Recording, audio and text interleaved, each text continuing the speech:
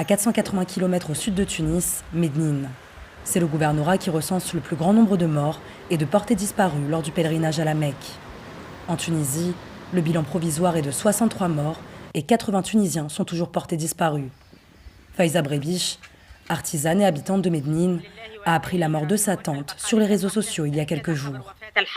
Nous confirmons la mort de Khaloutiya, fille d'Omar Zardoud, que Dieu lui accorde la miséricorde et le pardon.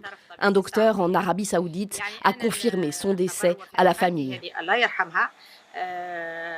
Je l'ai appris de ma fille qui a vu ce post sur les réseaux sociaux.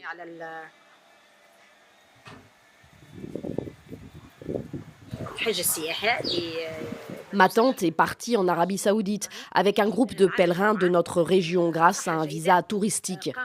Ce n'est pas le visa légal pour faire le pèlerinage, mais les autorités locales étaient assez flexibles.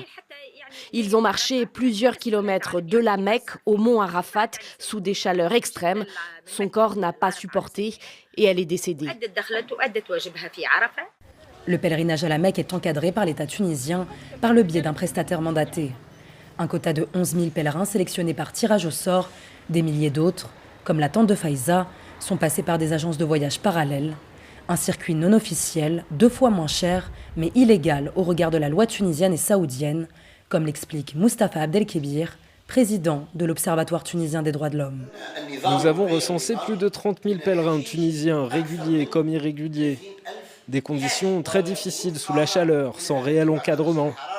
Certains organisateurs illégaux ont été arrêtés par les autorités saoudiennes et beaucoup de pèlerins se sont alors retrouvés livrés à eux-mêmes. Après le drame, la Fédération tunisienne des agences de voyage a ouvert une cellule de crise en interne. L'objectif, retrouver la trace des agences de voyage frauduleuses. Le fait que les agences de voyage sont interdites de faire et d'organiser des voyages à l'Hajj, il y en a des intrus, il y en a des gens qui se posent dans le marché tunisien, qu'on appelle les rabatteurs. On est en train de chercher les noms et les preuves pour faire plainte contre eux. Chaleur, surpopulation, le pèlerinage à la Mecque a fait plus de 1300 morts dans le monde. En octobre dernier, l'Arabie Saoudite a facilité la délivrance de visas touristiques par voie électronique pour les Tunisiens. Alors reste à savoir si le royaume saoudien pourrait restreindre l'accès à son territoire à l'avenir.